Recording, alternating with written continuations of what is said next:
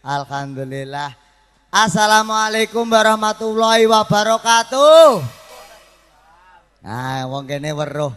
Kira-kira aku iku ya kepengenku ya namu, ya dolan, ya silaturahmi plus untuk ganjaran.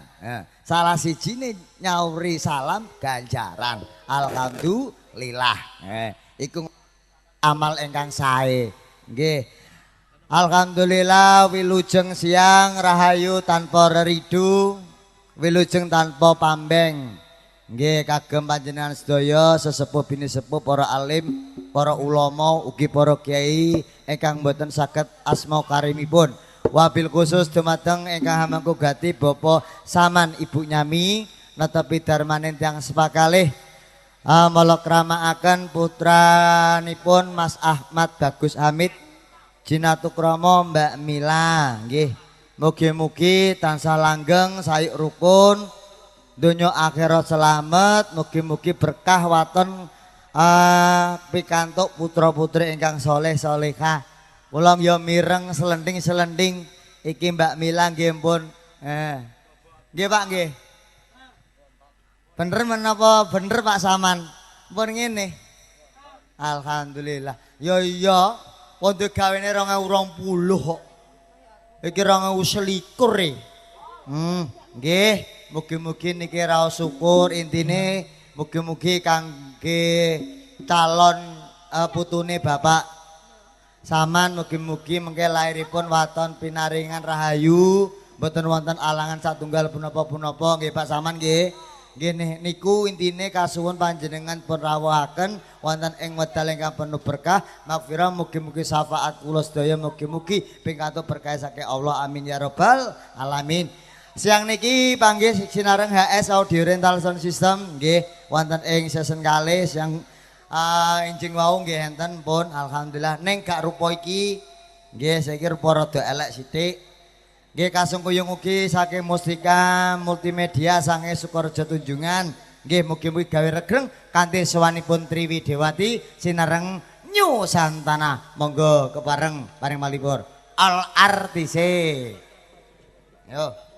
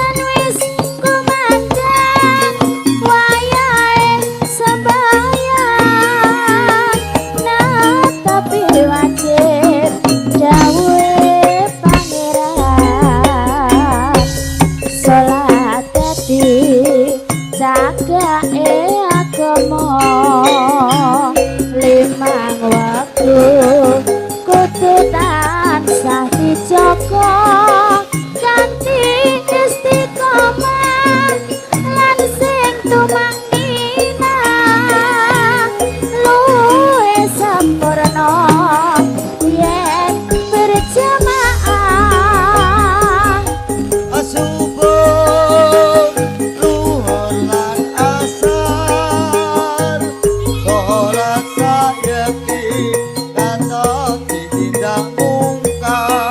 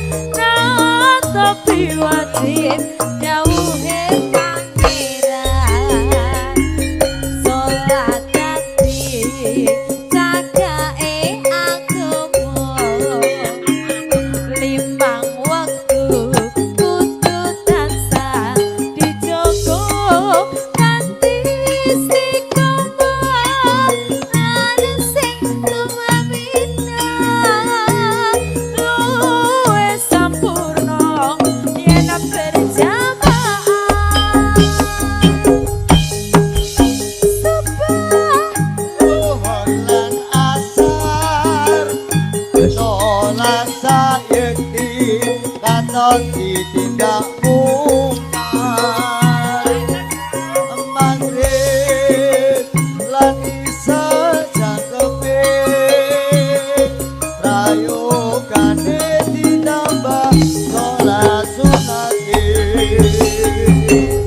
Sembrono iku perintah agama eling kono ning donyamu sedih